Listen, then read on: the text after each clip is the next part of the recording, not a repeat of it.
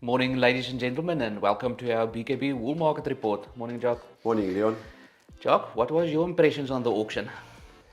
Leon, it was a 2-day sale, Yeah. the first in for the season, and it worked well for us. We started yesterday morning, and we kept the levels of last week. Yeah. And that's what I like to see. Even with the rand that went stronger against us, against the wool price, Yeah. the market kept its levels. We sold on valuation. Yeah. It's even if we deducted a 3 or 4% off the basis, we sold that 3 or 4%. But we can point it out that there were clips, well-prepared clips. We keep on hammering on it every week. Yeah. But every week it's the same clip that does better. Yeah. That's a premium. And I think there's an absolute reason why we keep on hammering on it. Each one of our producers has the ability in the shearing shed to add that little bit of extra value, that 1, 2 or 3% or whatever, to add that value and to make his clip more attractive to any one of the buyers and to make it more sellable. Yeah. So I think the footwork in the shearing shed needs to be spot on, especially in the market that's struggling. The market is going to sift out the safe havens for any one of the buyer. The normal route will be he will buy wool that he's going to be able to sell. We're in a struggling market. We're in a struggling international economical climate. So any one of the buyers is immediately going to go to some sort of safe haven wool that he can sell and can sell quickly.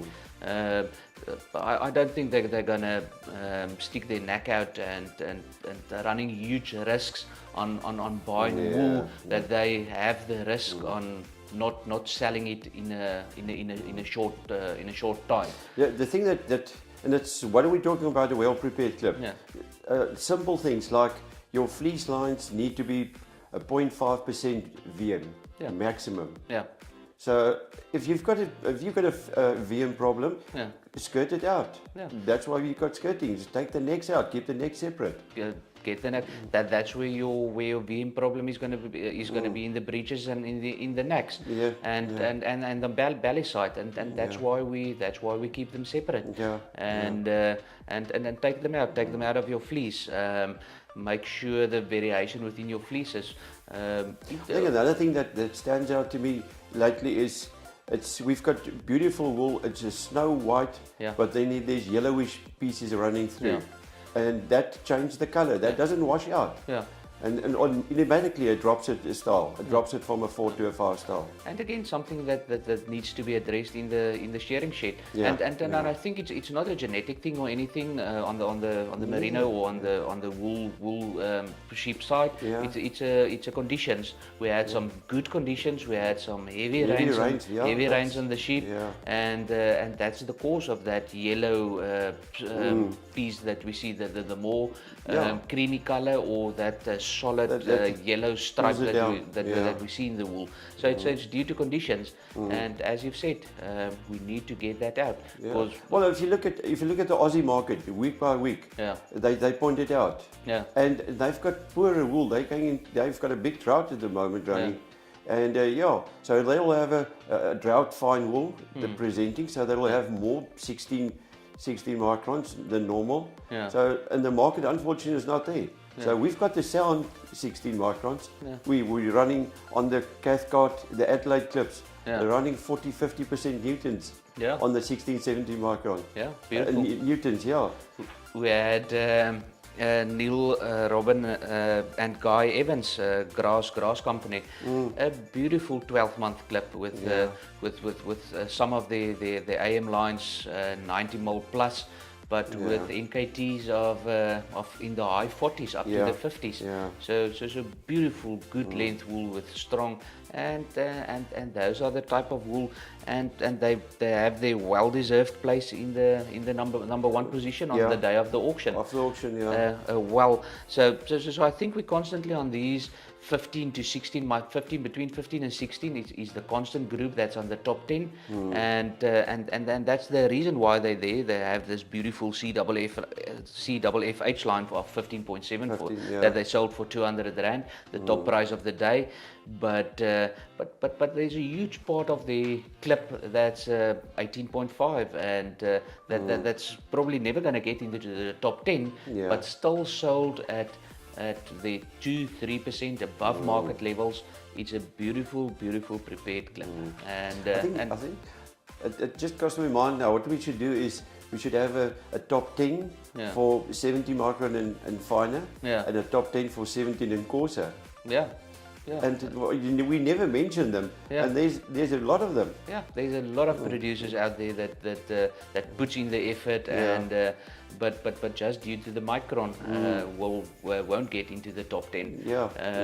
But as I've said, it's a beautiful prepared clip all over, and the same thing for Sharma Boerdery, Charles Marais. A 15.8, a BFH, one of his Hoggett lines on the 15.8, and a beautiful line, sold for 192 to BBC. But the rest of the clip, 18.5 micron clip, some of the lines going to a 19, and still sold at the 1-3% above market levels, sold at acceptable, good levels. And just because it's a well prepared clip. Well prepared clip, What's interesting is yesterday is VBC bought a 21.5, 22 micron clip. They did, from Philip Willis. And it's a 3 style. It's an excellent quality. So you can see VBC, they're concentrating on the quality. That's what, not only 16, 17 microns.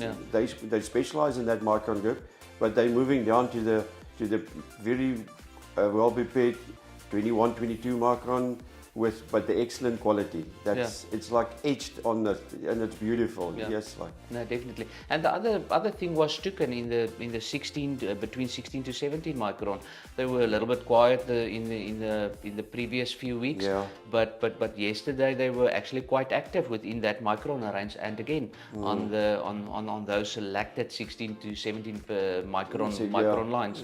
So now as you've said, we keep on hammering on those well-prepared clips, but for a very, very specific reason.